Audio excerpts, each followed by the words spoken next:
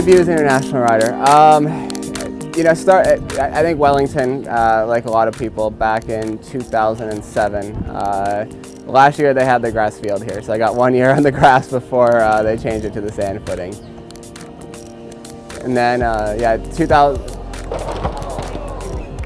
Might need to redo that one. My personal international debut was in Wellington, 2007, walking out into the international ring. Sunday Grand Prix was a pretty cool feeling because it's something I've been following, as a young kid all the way up.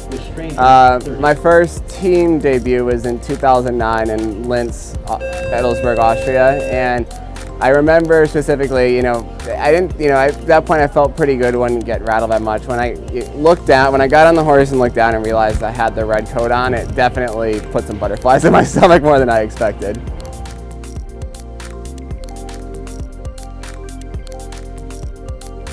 My type of horse, I love a horse with blood, uphill blood that can run into my hand a little bit there. I think the lighter, bloody types you see in the sport today, the big stars, back in the day, the Balubays, that type. I think that's kind of what everybody dreams to ride, or at least tries to, think in their mind when they're picking out, hopefully their next horse. The way the sport is today, the modern sport is so careful, it's so fast. Just in order to be competitive, you need a horse that is a real trier for you. And I think that that's first and foremost.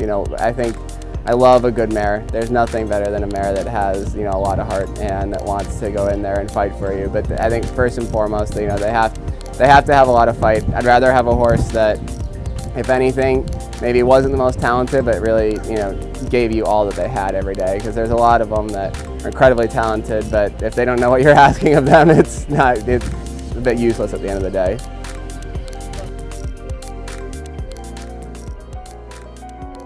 A little bit of Spruce Meadows, but our main goal is to get the horses ready for the World Cup season, starting in Bromont and then into the fall in California.